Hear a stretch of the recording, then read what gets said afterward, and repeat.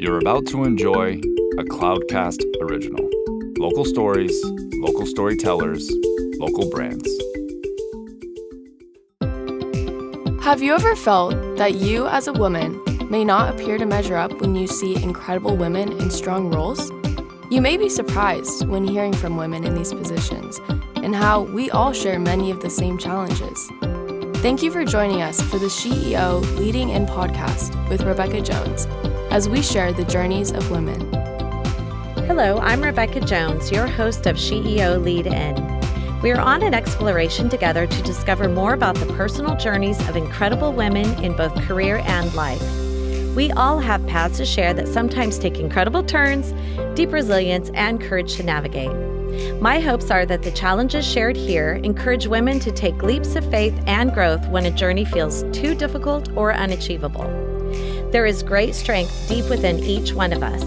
These stories are meant to share the ways strong women have taken their dreams to strive and thrive to new heights despite their sometimes rocky paths and found a way to lead in. So today we are here with Dr. Julie Ducharme, serial entrepreneur.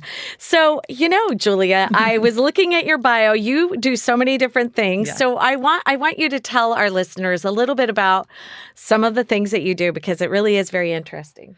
Yeah. And I always tell people I never really sought out to be doing this. And whenever someone says, like, what do you do? I'm like, it's kind of complicated. But I started out, obviously, I went to college. My goal was to play on the Olympic team. And that was really my focus. And I wanted to be an ESPN correspondent. Oh, but wow. I didn't go to the right school to get that degree. And I learned that maybe halfway through.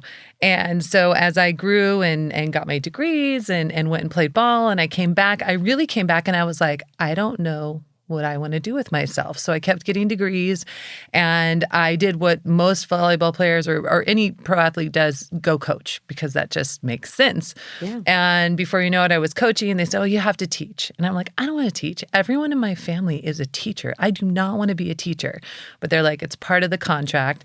And before you know it, I was teaching, coaching, eventually a chair, eventually a dean over one of the colleges. And I remember going to my husband and saying, I hate my job because it wasn't really, I was good at it, but it wasn't my passion. And they, of course, gave me a corner office overlooking a beach volleyball court.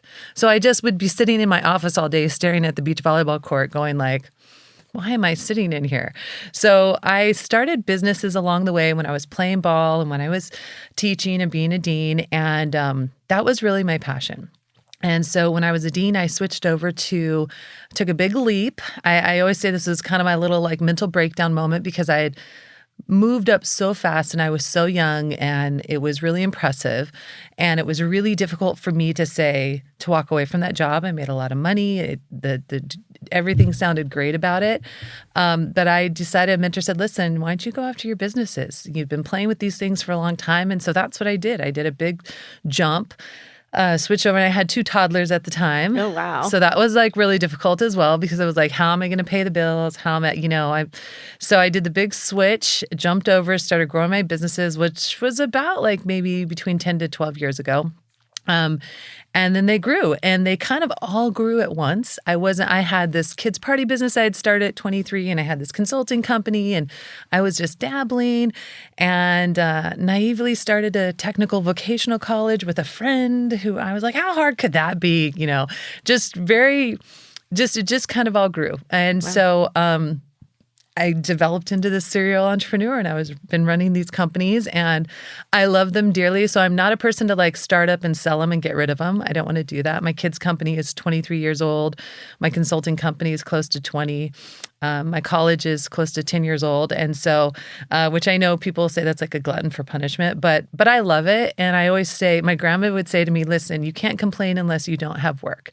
So I said, okay, I won't complain about it. So that's a little bit what I do. I also, I do public speak and I write and stuff as well, because those go along with kind of my former sports and stuff. So I always say I don't want to be a one-trick pony and go and do what you do. So that's my complicated response to your answer. Well, I think that's pretty interesting because, and more people are doing this, I think, more now than ever, is really evolving. They start out in a career and they say, nah, it's not for me.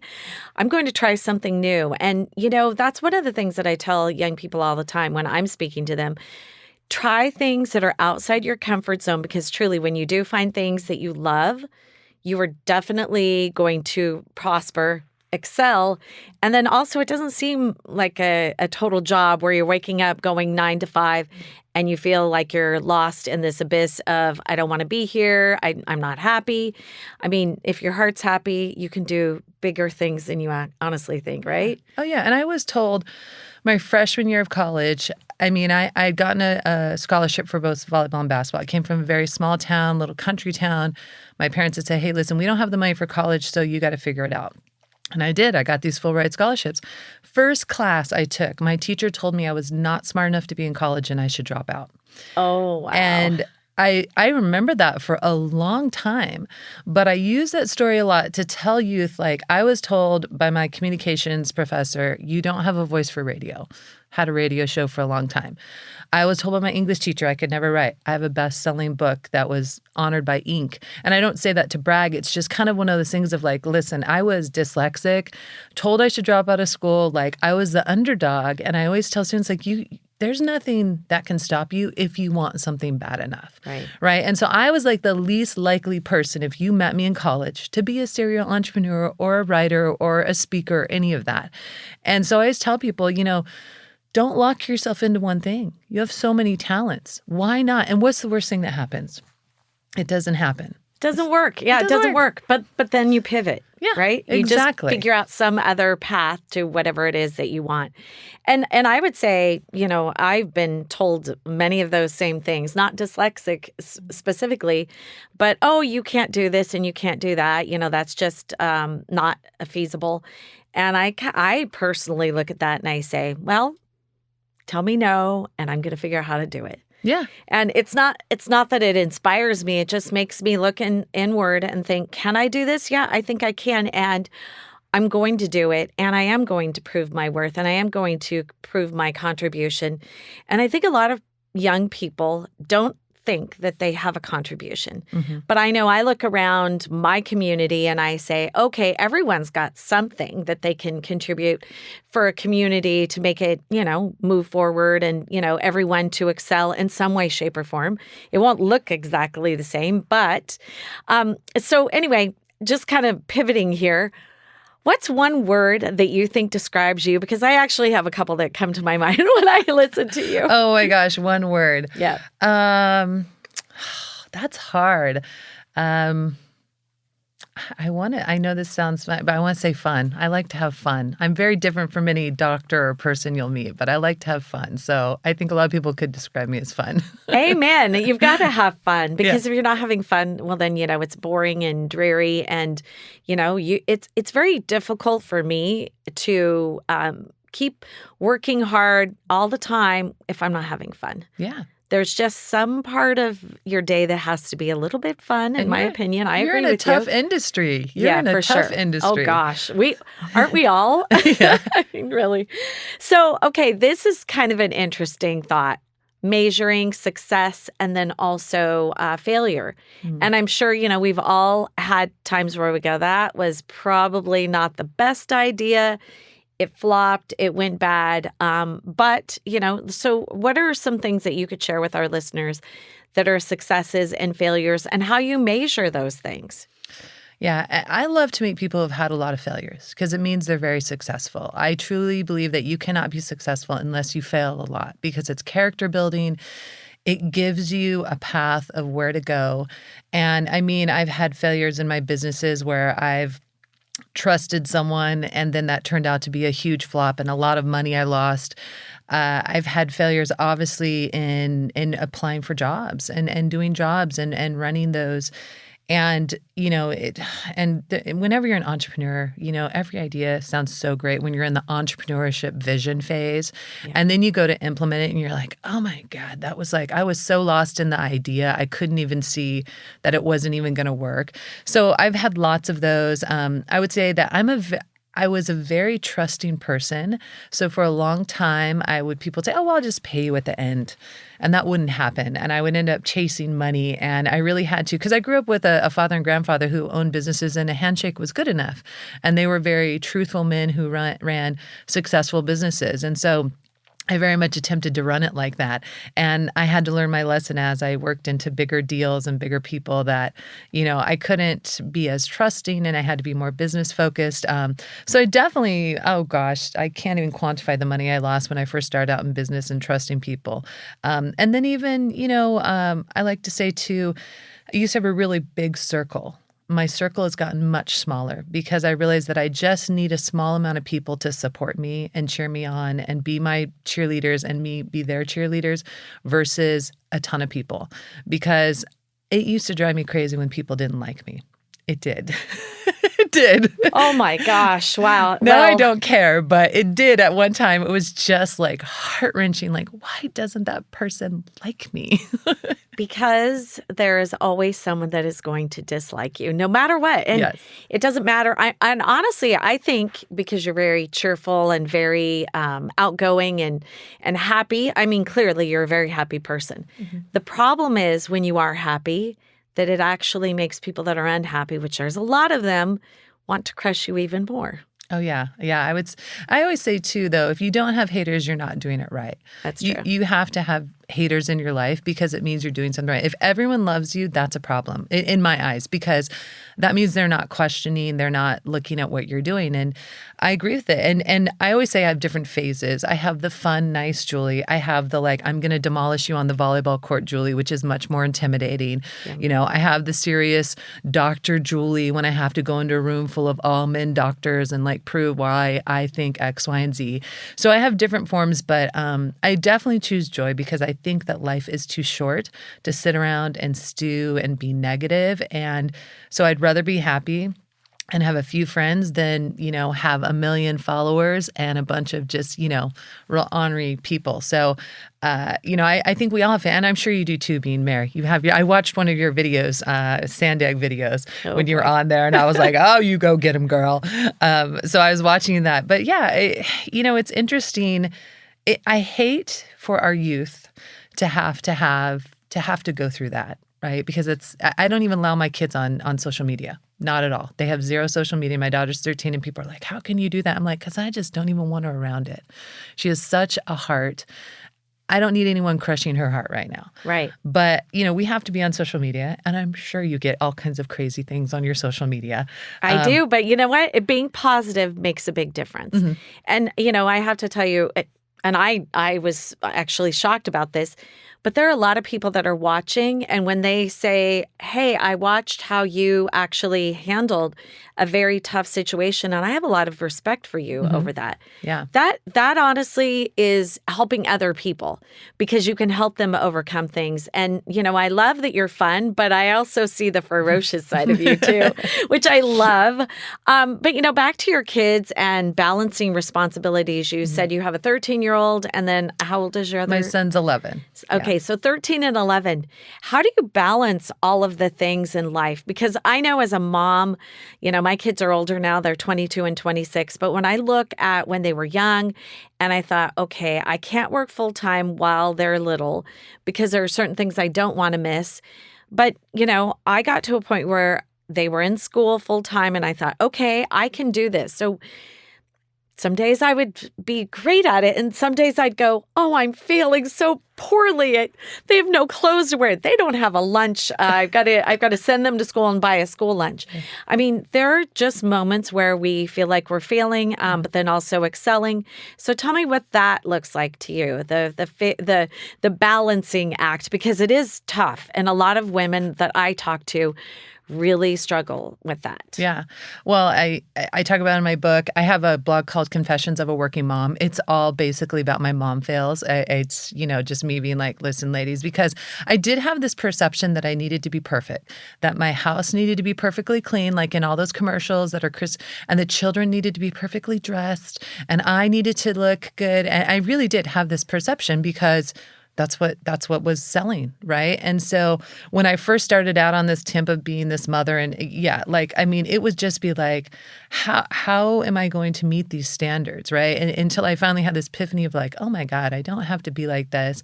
Because I had someone say to me, well, you must not have any problems. Your life just looks perfect. And I'm like, are you kidding me? And she's like, you're always done up. Your kids are, and I was like, It's so exhausting being like that. So I really had this kind of like moment, I call it my come to Jesus moment of like, okay, Julie, if you can't be you, then what can you be? Because who cares what other people think, right? Like, I have to be realistic. And absolutely, we had a lot of mornings. Right now, my daughter is 13 and does not want to get out of bed in the morning. And she is a full-on, soon-to-be 14 teenager. I'm sure you went through this. Do you have a daughter? I do. Okay. Yes, So I this do. phase, I've been like, Jesus, take the wheel. Oh my God, junior high is tough.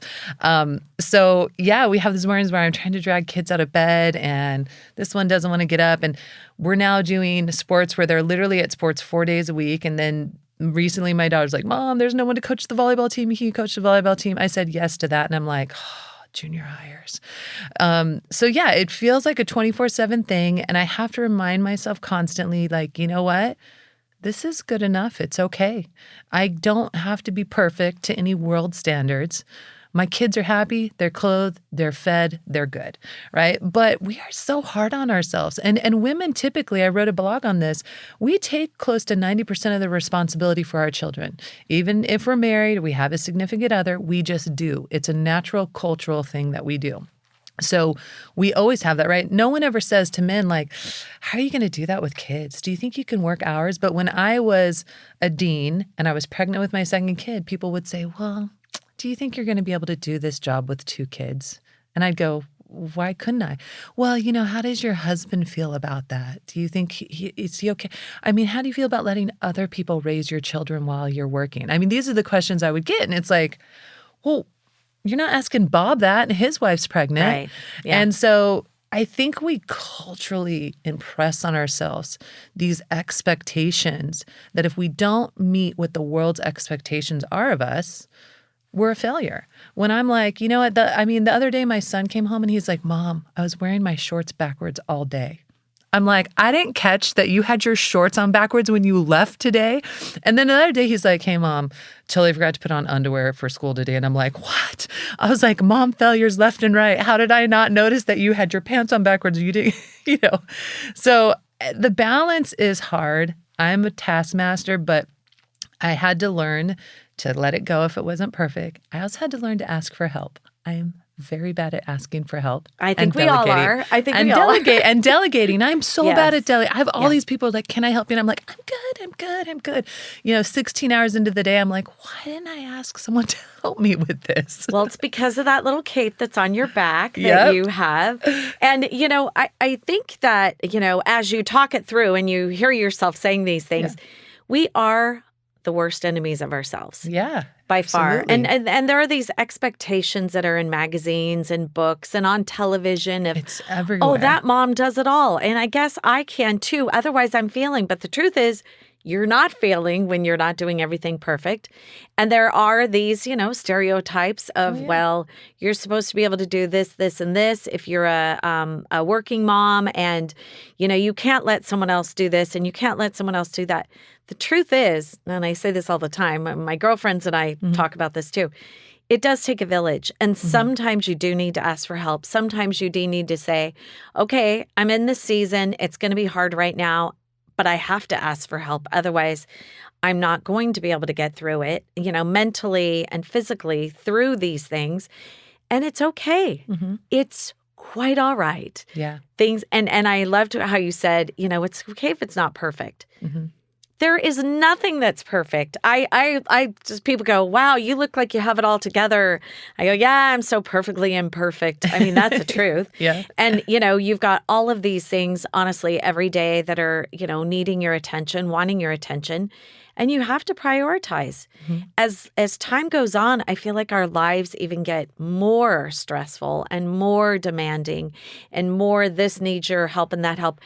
But your kids are going to also not only watch and see if you do everything to help them, but also how you're getting through your day. Yeah. Are you doing it in a day where you're just frazzled, or are you saying, hey, you know what, I'm choosing joy even though it's tough right now? Yeah. I think these are teaching moments for our kids. And again, balancing things, it's not going to look the same every day. No. And I want to give you hope too. So as a mom of a 22-year-old daughter and 26-year-old son, I look at them and I think, well, well, you know what? It's kind of exciting that they made it through. No one got hurt Right. terribly. But, there are moments where you feel like, okay, today's not a good day, but tomorrow's going to be better. And you really have to look at life as a glass half full rather than, oh my gosh, it's almost everything is going wrong. I had one of those days last week where I went, really, every single thing in my day was going awry. And then I said, well, you know what? Tomorrow's a new one. Yeah. Yeah. It's a new one. Yeah. And I just say sometimes, like I'll say, God, we really need a win right now, but what can we do with the loss? Right. Yeah. But I always ask, by the way, you do not look remotely old enough to have a 26-year-old child. So you look amazing. But it's so good to hear that because, we live for our kids. We do. Everything we do is for our kids and our family. And so we want to give them the best. And I always look at, I had a great family. My mom and dad were wonderful. I had a great upbringing. I grew up in, country area with a farm. I hardly watched TV. I ran around orange grove trees, and so I look today at everything our kids have. And I'm always like, you guys are really lucky. You have no idea how lucky you are and what you have and the opportunities that are presented to you. But yeah, I think as moms, we got to, and the other part is, not to be so judgmental of other moms, right? My husband always says to me, listen, not everyone runs at the speed that you run, so don't give them such a hard time about it. And I'm like, you're right. Everyone does not run at my speed. And so I need to give grace to those who don't. And that took time, right? Remember before you had kids and someone's kid would be screaming in the store and you'd be like, oh, my kid's never going to do that. And my sister. Yeah. Then here you are in the store and your kid's having a meltdown and you're like, oh my God. And you're just leaving because you're like, I don't even know how to get my kid to stop crying. Why are they having this meltdown? So I think grace is something that I had to really integrate in because I didn't have a lot of emotional intelligence for this because I had played sports for a long time. And it was like, suck it up, get it done, don't cry about it. And so when I went into this mom mode and all this stuff, I had to really think like, okay, Julie, you have to have grace because not everyone is the same. And if that works for them, then that works for them. But that was hard for me because I was definitely one of those young women who was very judgy. Oh, my kids will never behave like that. And then I was like, oh my God, my kids are behaving like that. I have those kids. How did it happen? I honestly felt the same way. And, I think that, a lot of times, having that grace for yourself, you also need to have that grace for others too. I try to, sometimes I'll see some woman that's having a hard time with their kids. And then I see other people judging them and saying things under their breath. And I'm like, aw, bless your heart. You probably don't remember. I've certainly been there. I think, being able to stick up for those other people that are having those tough days is a big thing because, you know what? It feels terrible when you're on that end. Yeah. When your kid's throwing a fit and throwing stuff on the ground or whatever, throwing themselves on the ground. Luckily, that didn't happen too much. But, I look at other moms that are having that. I had other things, your kids are always going to say things where they go, oh, I don't like you right now. And you're thinking, oh, how did I become that parent? But the truth is, they come around. Yeah.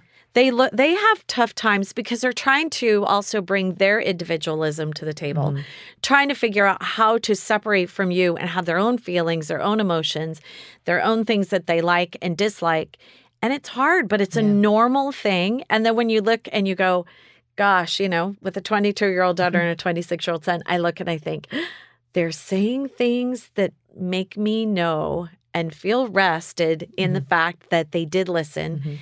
They are becoming their own people and they've taken a bit of what I've taught them with them. Yeah. And it doesn't have to be 100% like me because no two people are the same.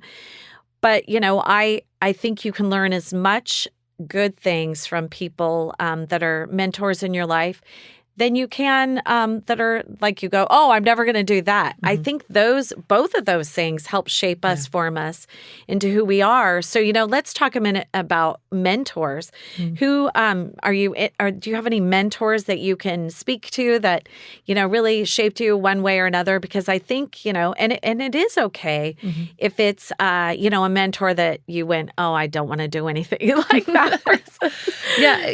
I look today and one of the reasons why we do the Lead-In Power She Talks is because I was so desperate for a woman mentor. My mother was a wonderful woman, but she was a stay-at-home mom who never worked in the business world. And so even though she was my biggest cheerleader, it was difficult to oftentimes get advice from her on those areas.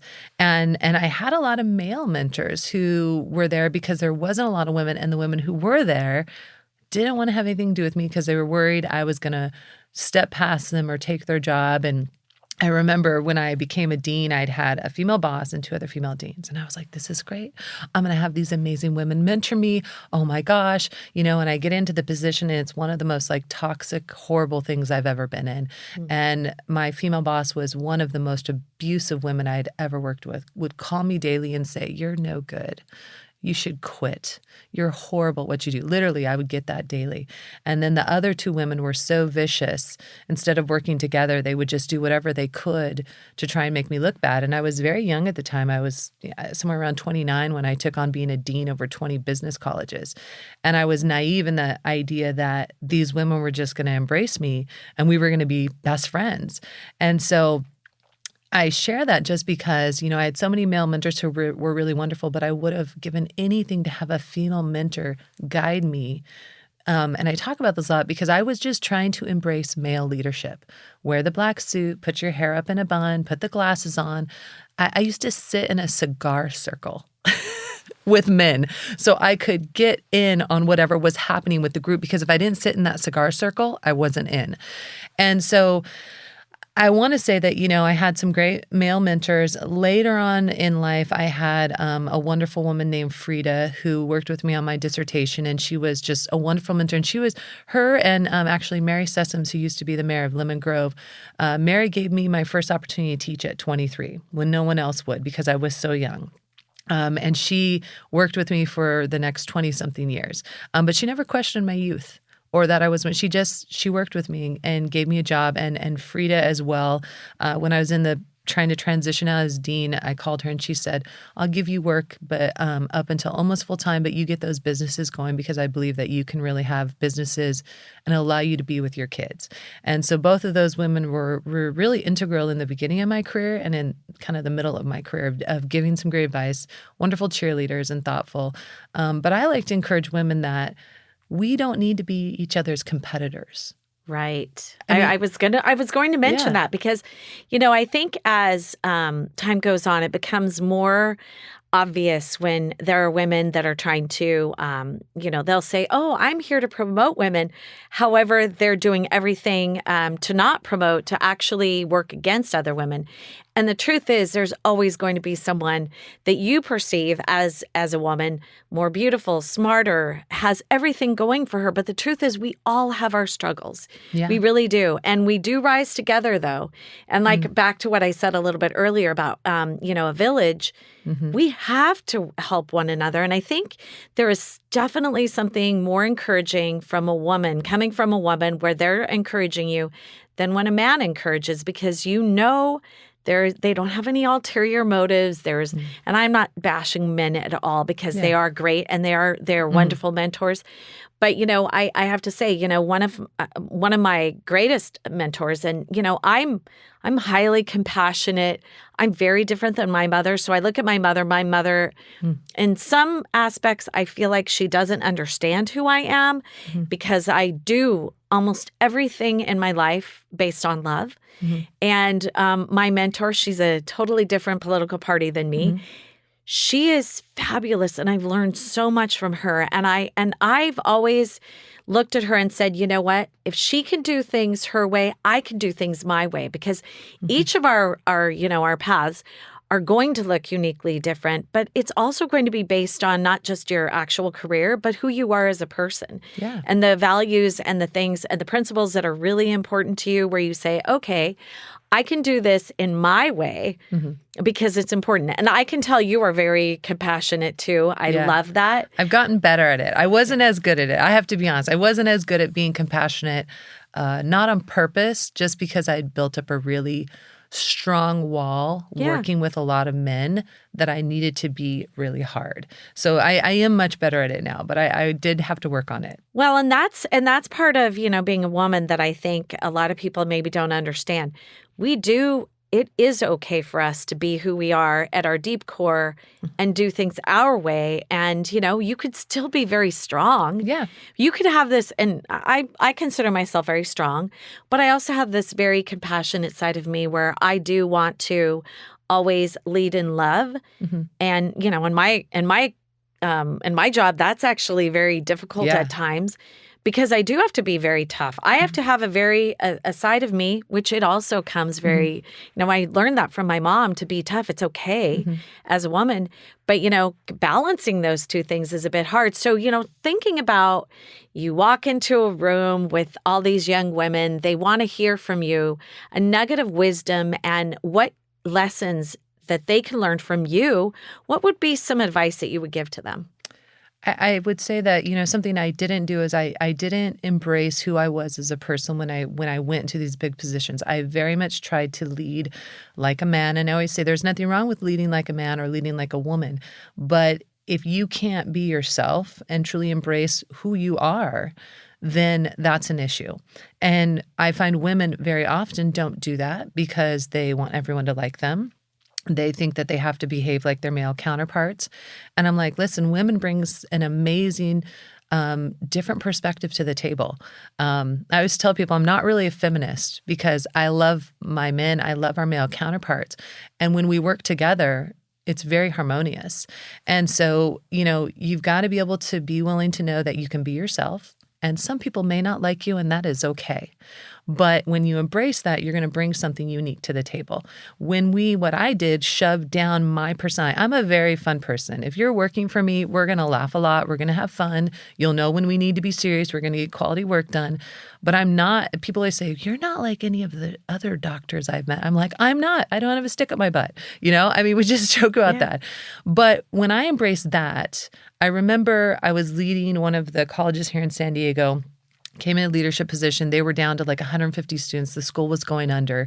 And basically, they just kind of gave it to me and was like, good luck. A year later, we were up to 500-something students. We had cut down all this attrition. We had a full staff. People were happy. And it was because I just started embracing myself. I would go by everyone's office and I would knock on their door in the morning. I'd go, hi, how are you doing? And they wouldn't know what to do. They're like, why are you talking to me? Our last person never talked. They just sent emails. I'm like, well, I believe in talking to people. And every morning I would go by and talk to people and I would build relationships. And because that's me, I'm a relationship builder. Their predecessor just sent emails. And so we built this family-like atmosphere and we changed everything. And it was because I finally said, I'm just going to be me and I'm going to see how this all works out. Well, it worked out great. Now, not every idea works out great, but if you can embrace yourself early on and let people love you for who you are and ignore the people who don't, I think that you will make such a difference in your community, your family, and your life because I feel everyone always has something to give. You don't have to be some big name or leader to make a contribution into the world. Well, that's because a collective community isn't just all the same kind of people. It's everyone contributing their gifts and their talents and their time. And you can't have everyone be the same. No. And I think having the confidence in being yourself, serving and bringing to the table what you got, it is a big part of, success, in my opinion. And it also, again, you have to work as a team to get anything done. I mean, when someone walks in the room and you can see them a mile away, I think, when someone walks into a room and you go, oh, yeah, they're all about themselves. They don't really care about coming together and figuring out how to work together. I think they fail almost all of the time because you can't come in and start, barking orders and saying this is how it's going to be, that's how it's going to be, because it's never just one person that actually moves forward together. Yeah. It's a team. Absolutely. So, kind of just thinking that through, I think you're great. Oh my gosh, I think you're wonderful. But what is next for you? Tell me what that looks like. Oh, good question. I'm continuing to build my businesses. I'm working on some new books right now. One is my academic side, the gig economy. The other one is going to be a really interesting book. It's really focusing on what is a woman in this day and age. And it's focusing actually from, my faith side. So that should be interesting. It's a stretch for me to write something that is not academic. So I have that, continue to build the companies and, we have a group, my school's Synergy Learning Institute, and our program focuses on transitioning veterans and specifically on women veterans. And we have a program called Combat Boots to Heels. And a lot of people don't know that our actual women veterans have the highest suicide rate and the highest homeless rate out there. Mm-hmm. And so we're really focusing on how we can continue to contribute to them, to grow them, to make a change. I think if we could change that suicide rate and change that homeless rate, that would be something huge. And so I'm really about growing Lead-In Empower Her She Talks. We've been doing them for 5 years. I think we've done 8 states, and now we're growing to do them more in the U.S. We've been invited to Canada. I've been told that Canada the women are desperate for this, and New Zealand as well. So I'm excited to do that because I think if we can grow our youth, our young women in particular, these are our future leaders. And I have to say, I'm a little scared about our future leaders right now. It's not very optimistic to me. Yeah. And I really want to make a dent in our future leaders, men and women, but obviously particularly women. So those are some of my goals. And then, of course, you never know. I have a glove with my sports equipment company we're building out for volleyball. And so I'm playing with the manufacturing side. So I'm just open to anything and everything, and how we can continue to grow and help people is really my mission and vision. I love your thoughts and all the things that you're doing for veterans. And, as someone that really appreciates my freedom, sometimes we forget about them. And, a lot of times, especially women, because they are in a unique situation. How do you transition? And what did you call it?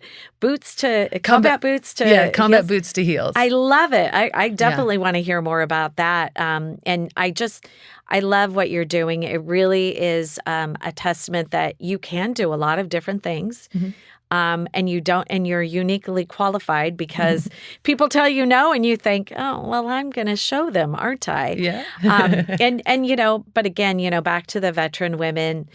There's not a lot of discussion about that. There isn't. And women have very unique needs. True. Many of them come out as single parents.